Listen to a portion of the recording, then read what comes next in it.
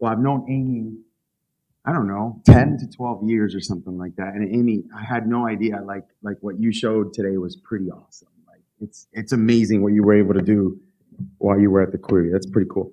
I wasn't paying attention over the last couple of years. That's amazing. All right. So, the way I give talks, it's okay if I don't get to the end. So I'm going to talk to you about MAISYs, but I have a very clear objective of what I want you to know, and it's roughly halfway through the talk. So that's why I don't mind, and I'm flexible with my time management up here. And I'm going to here are the 3 things you will learn if you look through my slides from beginning to end. Doesn't mean you're going to learn these while I give my talk, because I might not finish it. But my goal is really just to get to the second bullet. Okay? The first one's going to go pretty fast. And the second bullet is so I'm going to talk to you about the need for multi-level, multi-component implementation strategies that respond to the needs of organizations. I'm going to make a pitch for that as a problem, not the problem. And then I'm going to explain how MAISYs, multi-level adaptive implementation strategies, are a potential solution, right? So I'm not evangelical, like everyone needs to be doing MAISYs. This is just an idea at this point. And then I'm likely not to get to it, but then I'm going to walk through 13 different kinds of scientific questions that a scientist like you can ask to make a really good MAISY. You guys feel me? Okay. All right. So let's do it. And now I'm going to ask you to do something kind of awkward and weird that no one's ever asked you to do, which is take off your researcher hat until I tell you to put it back on. And I'm only going to have you put on your researcher hat if and when I get to the third bullet. So you guys ready? Take off your researcher hat. And so what hat should you be wearing? I want you to wear the hat of an implementer. So every single one of you in this room is now an implementer. Okay? You're not a clinician. You're not a researcher. You're an implementer. Everybody with me? Okay, let's do it. Well, you're an implementer and you show up at the footsteps of, whatever health system, and you're like, whoa, I got all these levels, even within one system, I got a bunch of clinics. And even within one clinic, I got a bunch of clinicians, right? So multi-level, I don't really need this slide. Every single one of you as an implementer knows you're going to deal with levels. And these are nested levels, okay? And you guys already heard this from JD and Amy. There's barriers at all of these levels, right? I don't need this slide, okay? There's barriers at the system level. There's barriers at the clinic level. There's barriers at the clinician level, right? Everybody so far so good? Yeah? Okay. Another slide I don't need, so I'm just warming y'all up, is you're an implementer and you can go read Eric or whatever other journal articles you want. There's 100+ strategies for you to choose from. And there's some at the system level, like audit and feedback. There's some at the clinic level, like facilitation. And there's some at the clinician level, like skills coaching. So far, so good? Yeah, that's another slide I don't need. All right. But from your perspective, things look really tricky. Because, thanks, Danny. Thanks, Eric. Thanks, Byron, for sharing the 100+ strategies. But I got 35 clinics here, and they're all wildly different. Which strategy do I use for which clinic? And then within any one of these clinics, I got 625 clinicians. What strategy do I use with each clinician? You guys feel me? So from your point of view, things look real tricky. All right. Now I'm going to use a little bit of terminology, but it's not too bad. It's what is at the heart of the challenge? Why is this challenge so steep? So at the heart of it is this idea that there's between recipient or between target heterogeneity, meaning I have 65 clinics and they're wildly different, and I know that one strategy is not going to help them all. Okay, that's great. But I have a second problem, which is within recipient heterogeneity. So even if I do something with this clinic now that works in the short run, it may not work in the long run. And even if I do something with this clinic now that didn't work in the short run, actually what I did might have reared its head later and helped that clinic. That's called within recipient or within target heterogeneity, right? But what's mind-boggling about your job, this is a tough job, is this is happening at all the levels, right? Because every level has a bunch of recipients. Okay, so you're thinking, oh my goodness, this is going to be really hard for me as an implementer. So what we argue is that, and I don't have a slide on this, so I'm just going to say it. What we argue is that what implementers might actually benefit from is a strategy for knowing how to assign what to which recipient, which target, which clinic, and when. That's what we're going to argue. Okay? And I'm going to offer MAISYs as one possible solution to this, not the solution. Okay? All right? So what is a MAISY? These are the words. I'm going to skip this slide, but there it is. If you like precise definitions, I doubt most implementers do. That would be if you have your researcher hat on. But I'll just show you an example, okay? MAISY example number one. Okay, and I'm going to spend a little bit of time in this example, and this builds on work I've been doing with Amy for, I don't know, this study is like maybe 5 to 6 years old now, okay? But forget the study because you're an implementer, you're not a researcher. So let me give you an example of what's happening at Michigan, all right? And I'm going to slow down here. I'm going to slow down here because I really want you to get the example because I think that's where the learning is. It's in the example. Okay. In my great state of Michigan, there's something really cool happening at high schools is by policy, every high school has between 1 and 4 school professionals by policy. And these school professionals are in charge of mental health and substance use services at their high school. Everybody with me? Go Michigan. I'm glad they have that. Now, as I understand it, not all states may have that. So good for Michigan. But the challenge in the state of Michigan is that, and this is actually a national challenge. Oh, one more thing. Did you all know, I don't know what happened there. I didn't do that. Oh, did you all know that in the United States, the primary provider of mental health services and substance use services in youth are schools? Did you guys know that? This is bananas. It's bananas. But what's even crazier is that, and I don't remember what researcher did this, but they looked to see, they did a survey of all the activities school professionals are doing. And these are people that are trained. It's highly heterogeneous what a school professional is. You can be a social worker, a psychologist. You might have a master's. You might have a bachelor's, a PhD. It's highly heterogeneous. But when we look at their activities, it's something on the order of below 5% of their activities are what we, the researchers, would call evidence. Okay? So talk about the colliding of two worlds, right? Talk about the significance of trying to fix that. So Amy thought, well, let's try to help. Let's do a study to learn how to fix that. Forget the study for a moment. That's cool. You're an implementer, okay? Bless you. You're an implementer. And so here's what an implementer might do. And actually, we had implementers do. All right, you ready? This whole thing on this picture is not a research study. This is a single implementation strategy. Let me walk you through it. It starts off at time 0 with rep. You guys already know what rep is. So I'm not going to rehash it. But I am going to tell you how it was operationalized in the study. Because I can do that. Amy hasn't done that yet. It's actually 5 little mini components are part of this one thing we call rep. Let me tell you what they are because they're really important. We gathered, and it's green because it's at the district level. So we drove out to all these counties in the state of Michigan, and we invited all the school professionals from every high school in that county to a Holiday Inn. Got it? Yeah? No, I'm serious. We used Holiday Inns. Not always, but and we invited them for a weekend training on CBT. You guys got it? Okay. Yeah, they're going to learn a little bit. They're not going to learn how to do CBT in a weekend, but that's a start, right? This is the start. Okay? And so we trained them for 2 days. I think it was actually on a Saturday and a Sunday in CBT. Okay, what else did we do? We gave them access to a website which had the prepackaged manual in terms they can understand it, and they can keep going to that website to their heart's content. And it's a very flashy website, okay? It's very cool. Number 3, we enrolled them in the newsletter because we wanted to keep them engaged in the fun of doing CBT. All right?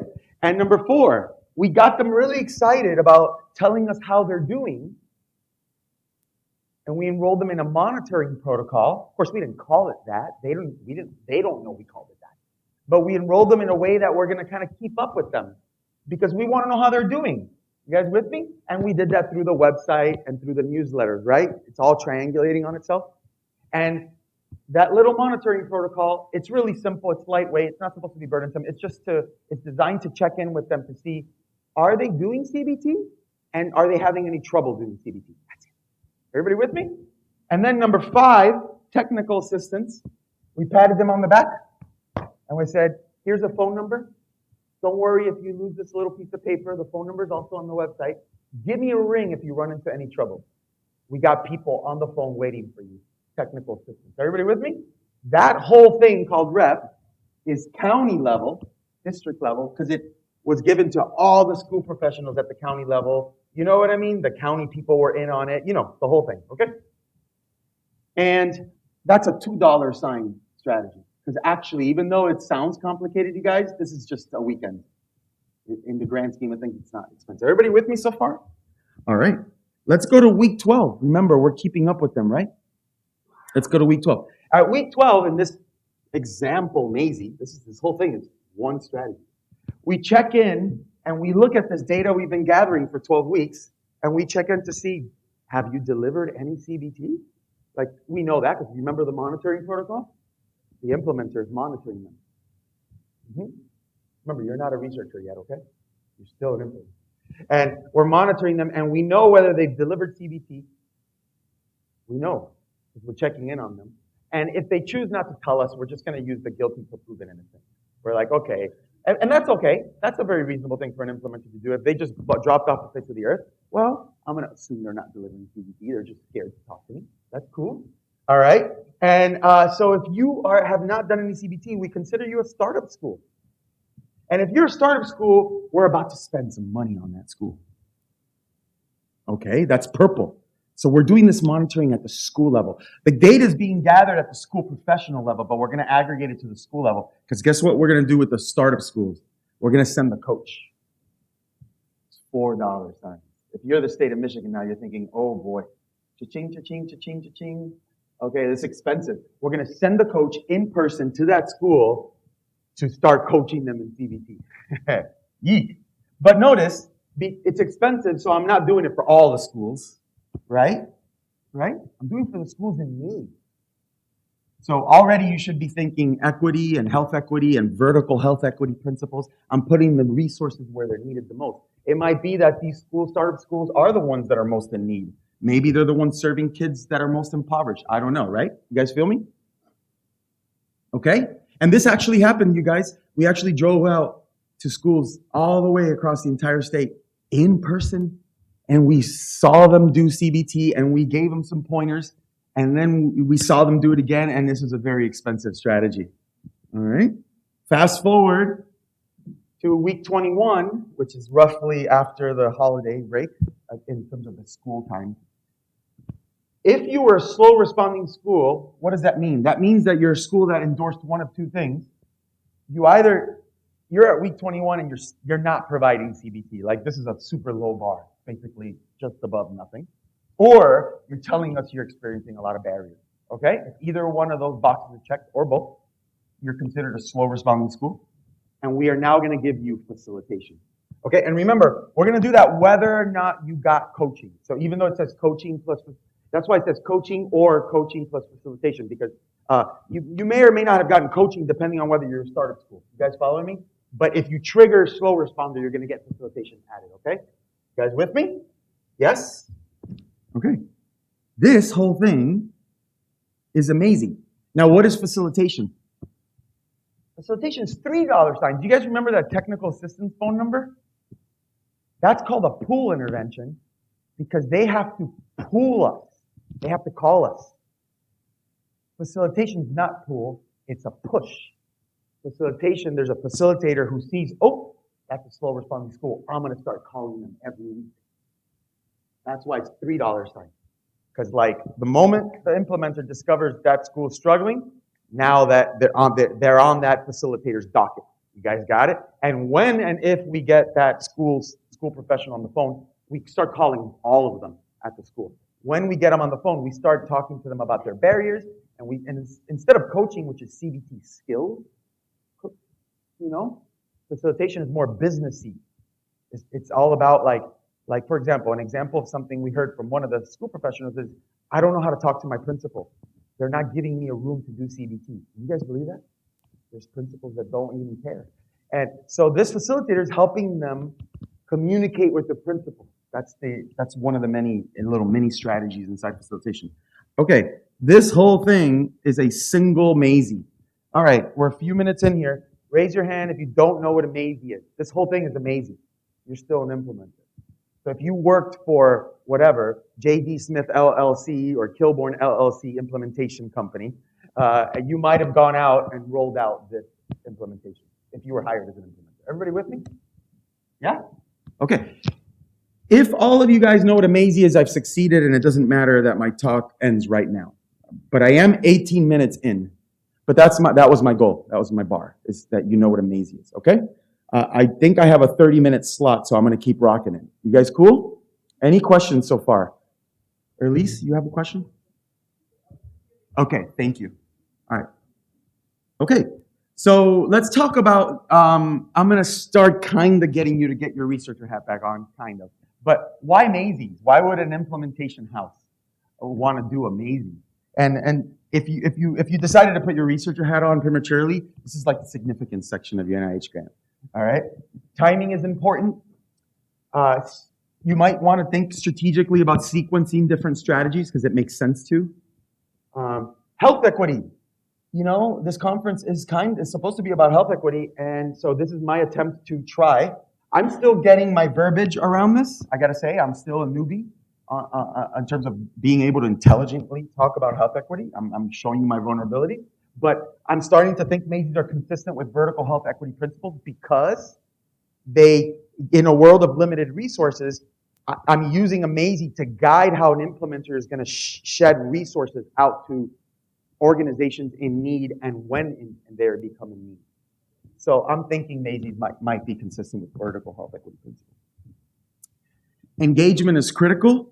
So this is something that gets swept under the rug. You heard about it yesterday a little bit, but please, if you're thinking of doing an implementation strategy, can you make sure, do me a favor, you have an entire protocol, bunch of components in your strategy that are all about ensuring that the people you're intervening on are showing up, and if they're not, do something about it. Well, notice what I just said. If they're not, do something about it. MAISYs can help you do that because you can start doing something. If you see someone is becoming disengaged, you adapt. That's what the A in the MAISY is adapt. Right? Right? By the way, if you go back to our example, the M is multi-level. That's because I had green components. I had different levels, and the A is adaptive. You can see why it was adaptive, right?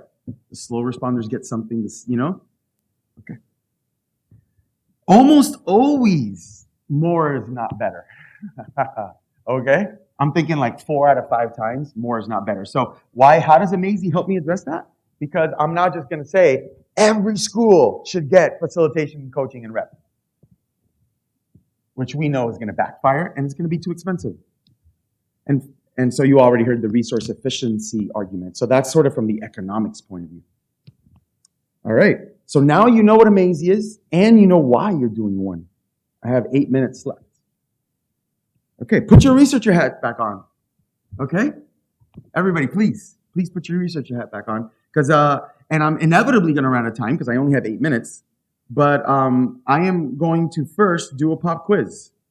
What type of randomized trial design would you use if you wanted to evaluate the MAISY we just presented? Can somebody tell me what kind of trial you might use if you want to evaluate the MAISY we just presented?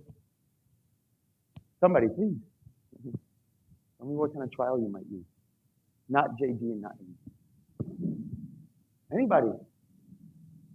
What kind of trial would you use if you wanted to evaluate this thing? Come on, you guys. Here it is. If you wanted to evaluate that, what kind of trial would you use? A clustered randomized trial? Yeah? And what might be what might you be randomizing? What cluster might you be randomizing if you wanted to evaluate this thing? School. Yeah, if you wanted to start evaluating it around here, you might randomize schools. If I wanted to evaluate the whole thing, like including rep, I might randomize counties starting here, right? You guys feel me? Right? But when you do that randomization, what are you going to do? You're going to take a bunch of counties, and half are going to get that thing. What's the other half going to get? Just usual implementation and nothing, right? You guys with me? All right. So that's called a standard two-arm confirmatory randomized trial. Every single person in this room knows how to do that. That is not what I'm going to talk to you about for 7 more minutes. So I put this pop quiz up here because this is not what I'm talking to you about next. I'm not talking to you about evaluation. You saw my talk yesterday. I'm about to talk to you about optimization. So evaluation and optimization are very different. I'm about to talk to you about using randomization to construct a really good MAISY. So just remember my talk from yesterday. As a scientist, you're going to be in one of 3 buckets: preparing, optimizing, or evaluating. If you're evaluating, you're going to be doing what I just showed you, but I'm going to talk to you about what you would do if you were optimizing. Okay, everybody with me? Are you guys seeing the connections between today's talk and yesterday's? We good? All right. I got 6 minutes left. Here we go. So I may only get through 4 questions. That's okay. You'll get these slides. All my slides are free for everyone. Okay, so there's these, if you're an optimizing scientist, if you have optimization scientific questions, you're asking questions like these, like, Danny, gee, do I really need the coaching in there? That's the first question, right? The effectiveness of early strategy in the MAISY, right? Or you might say, Danny, what's the effectiveness of facilitation among slow responding schools? That's another question, right? Because you're a scientist now, you got a researcher hat on. Implementers don't ask these questions. Scientists ask these questions. That's the only thing that makes us different is our curiosity, our scientists, right? That's what you're doing, is you're asking questions. Or you might say, Danny, does coaching and facilitation interact synergistically so that like 1 + 1 = 5? Ideally, we want that, don't we? And in fact, when we did that MAISY we showed you earlier, we had the coaching and the facilitators talking to each other. Of course we did. Because we wanted to design for positive synergy. You guys feel me? So, but you might be a scientist asking, is there positive synergy? Yeah. Okay? So that's like the interaction effect, right? That's what scientists do. Or you might say, Danny, I don't want a MAISY. Too complicated. I don't want to do this adaptation and monitoring. Let's just give every school coaching and be done with it. Or let's just give every school coaching and facilitation and be done with it. Don't monitor for slow response. So that's a question of like, Danny, I don't know what the value of adapting is. You guys see that? Okay, Amy asked these 4 questions like 6 years ago, Amy and I, and we designed a study to answer them. And this was the trial. Now remember, you no longer have your implementer hat on, you have your researcher hat on. What I'm showing you here is not what I showed you earlier, which was amazing. What I'm showing you here is a research design. Let me walk you through it. At week 12, all the schools got randomized to coaching versus no coaching. All of them. Because that little randomization with a little S next to it is designed to evaluate the effectiveness of coaching to get the causal effect. The purpose of randomization is to obtain causal effect. Don't let anybody tell you otherwise. Okay? There's only 1 or 2 other reasons you might do randomization. It's for like excitement, right? Like to keep an intervention exciting, right? Because it's random, right? That's not a research reason to do randomization. But up here, no, it's not. And it's a good one. Like many of our apps do that kind of randomization. Like they'll never send you the same message twice, right? That's good, actually. You need to do that. You engage people. You don't want to be like a broken record. But here, randomization is to learn a causal effect. And the other randomization was only among slow responding schools because Amy only had a question about whether or not we ought to do facilitation only among slow responding schools. We already knew based on Amy's prior science that responding schools ought not even be considered for facilitation. So they weren't randomized. You guys see that? That came from the preparation part. I only got 3 minutes left, but are you getting excited? This is called a clustered SMART because we only randomized at the school level, but the outcome was at the school professional level. How much CBT did they deliver was the primary outcome, and how good did they deliver CBT fidelity was a secondary outcome. All right, and I really only have time for 2 more slides, and then I'll quit unless you guys want me to keep going, because we do have a break afterwards. So I want you to realize something about this trial. This trial actually has 4 implementation strategies baked in. If you don't understand what I'm about to say, please wake up, okay? Because you're going to not understand the next slide. Strategy number 1 in this study is there's some schools that never got a school level implementation. They only ever got rep. Raise your hand if you understand what I'm saying. Yes, good. So you can see that. Some schools got no coaching and no facilitation. They only ever got rep. That's not amazing. That's just rep. Okay? That's not even a MAISY. It's just an ISY. There's not even multiple levels. All right? That's just an ISY. That's an implementation strategy. Some other schools also didn't get an adaptive intervention. They got a MAISY because they only got rep and facilitation if they were slow responders. You see that? You see that? That's a MAISY. Well, actually, no. They only got rep and coaching. Sorry. Rep and coaching. Raise your hand if you understand that. Some schools got rep and coaching. Yeah, that's a MAISY. There's no adaptive. And then there's 2 strategies that are adaptive, and they're the 2 where I provided facilitation for slow responders, and of course, one of them had coaching and one of them didn't. Everybody with me? Those are 4 strategies embedded in this study. I have 1 minute left, and let me show you what's going on. In the y-axis here is my primary research outcome, which is amount of CBT delivered, the average amount of CBT delivered per school professional. You guys with me? On the x-axis is time. Time is not to scale here. Let me show you the results, and then I'll call it the day. One of the things I need you to realize is that the primary aim comparison that we powered this study for was the rep only, because that's like the inexpensive one, versus the Cadillac, coaching and facilitation for slow responding schools. And guess what we found? No difference between those 2. That's in the middle. The triangle green is the Cadillac, and the circle blue is rep. There was no difference at the end of the day. Yeah. Could you go back one slide? Sure. Is it not the case that the rep only includes slow responder schools that were no coaching and no facilitation? Yes. So, Yes. So your rep only also includes your worst schools. I wouldn't say worst schools. We don't know if there were worst schools. What if rep only, that's the purpose of the study. What if rep only reigns supreme? These are not outcome measures. The slow responding status, that's a implementation measure. I don't know, I don't know. But you're right, though. You're right that the rep only up here, the rep only, that circle blue, are schools that we deemed slow responding and schools we deemed responding. But we don't know whether slow responding schools ought to get facilitation. That was one of our questions. So we don't know if rep only wouldn't it have been lovely if that blue circle would have been the best. State of Michigan would be thrilled. The rep only because you had identified them as responding to versus non-responding. Have you not conflated 2 groups? No. In fact, it would be a mistake to separate rep schools that were slow responding versus rep schools that were responding, because now you're comparing apples to oranges. In fact, the only viable rep only is so that what he's saying, y'all, is that blue line with the circle includes slow responding and fast responding schools, and that's okay. That's what you want. Otherwise, I get into causal problems. But guys, and my time is up, and I want to respect the organizers.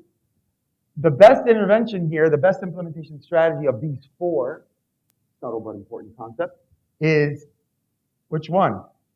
Do rep, don't do coaching, and do facilitation for slow responding schools. All right?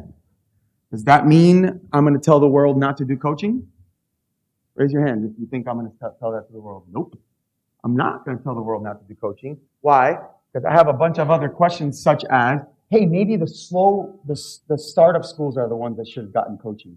Because I want to keep making this MAISY better. Why? Because I have a bunch of other optimization questions. Because why? Because I want to come out of this study proposing a really optimal MAISY. All right, my time is up, but thank you very much for sitting through that.